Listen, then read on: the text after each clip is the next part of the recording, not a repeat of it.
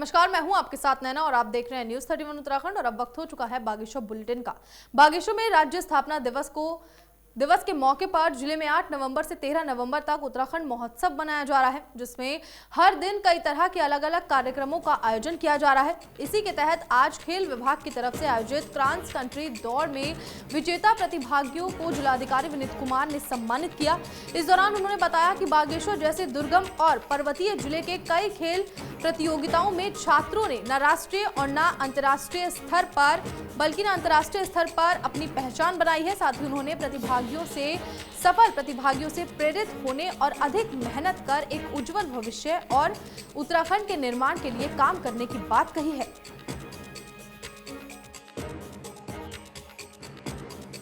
राज्य स्थापना दिवस के अवसर पे क्रॉस कंट्री का आज आयोजन हुआ था और उसमें बेसिकली 2 कैटेगरीज बनाई गई थी। अंडर 16 जिसमें बॉयज़ और गर्ल्स 2 कैटेगरी थी और इसके अलावा ओपन एक कैटेगरी थी। सभी आज जो इसमें विजेता रहे हैं उन सबको आज पुरस्कृत किया गया है। मैं सभी को बहुत बहुत बधाई भी देता हूँ। बागेश्वर में कैबिनेट मंत्री यशपाल आर्य के स्वागत कार्यक्रम को अनुमति नहीं देने पर यूका के कार्यकर्ताओं ने प्रदेश सरकार और नैनीताल प्रशासन के खिलाफ गांधी पार्क पर धरना देकर नाराजगी जताई और सरकार के इशारे पर प्रशासन के काम करने की बात कही और कहा कि सरकार को अब कांग्रेस से डर लगने लगा है। साथ ही महंगाई और बेरोजगारी भी उनकी नैया डुबाने के लिए काफी है। इस दौरान यूका जिलाध्यक्ष कवि जोशी ने कहा कि प्रशासन ने कोविड का हवाला देकर अनुमति नहीं दी, जबकि भाजपा के नेता बगैर मास्क और सोशल डिस्टेंसिंग के कार्यक्रमों को अंजाम दे रहे हैं। जो राज्य के कैबिनेट मंत्री हैं यशपाल आर्य जी, उनका एक स्वागत समारोह प्रोग्राम जो कार्यक्रम हल्द्वानी में रखा गया था, उसकी परमिशन जिला प्रशासन और सरकार के दबाव में कहीं ना कहीं नहीं दी गई और उसके अगले दिन ही वहाँ मुख्यमंत्री का कार्यक्रम रखा गया और हमारे जो प्रोग्राम को जो कार्यक्रम था उनका सम्मान समारोह का, तो उस कार्यक्रम को इन्होंने स्थगित कोविड का बहाना करके उसकी परमिशन नहीं दी उस कार्यक्रम को होने की। यहाँ पे धरना स्थल पर महात्मा गांधी जी के चरणों में बैठी हुई है और आप सभी को बता दें कि हमारे माननीय यशपाल आर्य जी जो पूर्व में भी दर्जा के कैबिनेट मंत्री रह चुके हैं भारतीय जनता पार्टी सरकार में, और उनका स्वागत समारोह कांग्रेस पार्टी ने हल्द्वानी के अंदर रखा हुआ था, जिसके दौरान उनको परमिशन नहीं दी गई और तथ्य रखे गए कि कोरोना गाइडलाइन का पालन करा जा रहा है। केंद्र सरकार आज महंगाई और बेरोजगारी दूर तो नहीं कर पा रही, लेकिन जो लोग उसके लिए आवाज़ उठा रहे हैं कहीं ना कहीं उनको दबाने का कार्य कर रही है। इसी के सिलसिले पर माननीय यशपाल आर्य जी जो पूरे हमारे प्रदेश के नेता हैं, प्रदेश के नेतृत्व करते रहते हैं, तो उनको कहीं ना कहीं दबाने का कार्य किया गया है, उनको परमिशन न देके। बागेश्वर में बीजेपी युवा मोर्चा ने नव मतदाता शिविर अभियान का आयोजन किया, जिसका शुभारंभ मुख्य अतिथि महिला मोर्चा के प्रदेश अध्यक्ष ऋतु खंडूरी ने किया। इस दौरान उन्होंने कहा कि भाजपा विश्व की सबसे बड़ी संगठन वाली पार्टी है और साथ ही युवाओं का रुझान भी पार्टी की तरफ है। इसके साथ ही उन्होंने कार्यकर्ताओं से चुनाव को लेकर कमर कसने की अपील की है।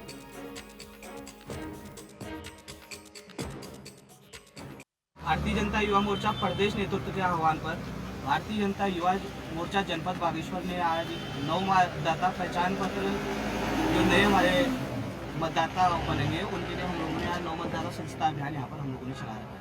पूरे प्रदेश भर के अंदर युवा मोर्चा सभी जनपदों में आज के दिन 9 मतदाता पहचान पत्र बना रही है। भारतीय जनता युवा मोर्चा बागेश्वर द्वारा आज 9 मतदाता अभियान के तहत जिनको आज इस वर्ष 18 वर्ष पूरे हो चुके हैं, ऐसे हमारे जो नई युवा पीढ़ी है उनके रजिस्ट्रेशन हेतु यहाँ पे हमारा एक कैनोपी स्टॉल लगाया गया है, जिसके माध्यम से हम नए मतदाता कार्ड हमारे माध्यम से बनाए जा रहे हैं।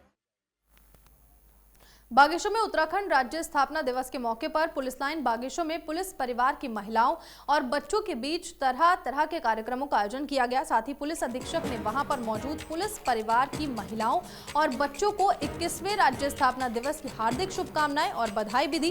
कार्यक्रम में फैंसी ड्रेस प्रतियोगिता, डांस प्रतियोगिता, कविता प्रतियोगिता और 150 मीटर दौड़ प्रतियोगिता की गई, जिसमें महिलाओं और बच्चों ने बढ़ चढ़कर हिस्सा लिया है।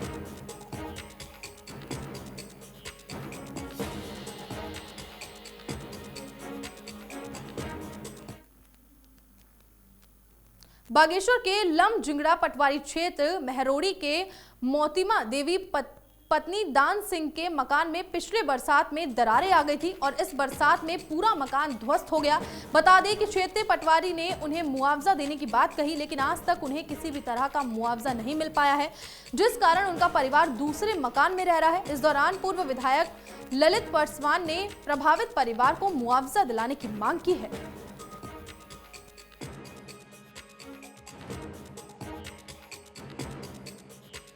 पटवारी जी आए थे? हाँ आए, पर मैं घर में नहीं थी उस समय। मैं वहाँ थी ना, बाद में आए मैं उधर, मैंने कोई देखा भी नहीं इधर। मुआवजा मिला आपको? मुआवजा मिला है? डबल मिलना है? के नहीं मिल को नहीं का के नहीं मिल चल को के नहीं मिल वो डरा डरा मी क्यों को मैं मारे हूँ संग आदमी मार देने मी क्यों नो।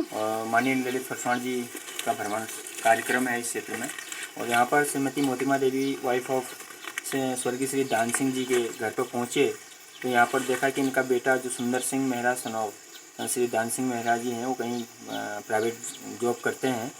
उन्होंने अपने बड़े खून पसीने की मेहनत से यहाँ पर एक मकान बनाया था।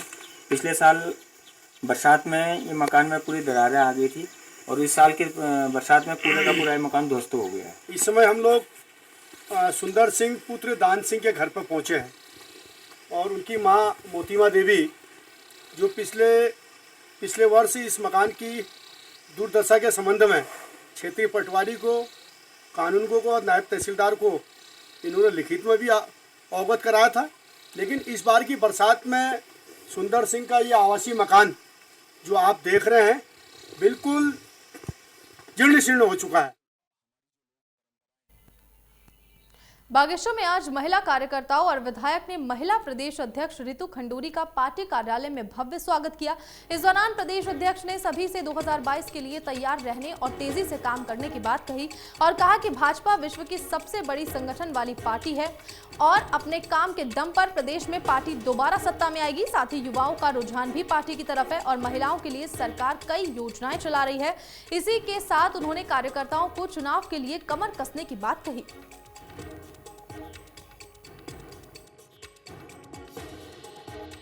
मैं कुछ समय से कुमाऊं के दौरे पे हूँ और टनकपुर से डीडी हाट होते हुए मैं आज बागेश्वर कल रात पहुँची हूँ और 22 का चुनाव नज़दीक है तो निश्चित ही जो मेरा प्रवास है वो महिलाओं के बीच में और ऊर्जा भरने का है और किस तरह से कार्यशैली अपनाई जाएगी 22 के चुनाव में फतेह पाने के लिए, इस चीज़ को लेकर मैं अपने कार्यकर्ताओं के बीच में आई।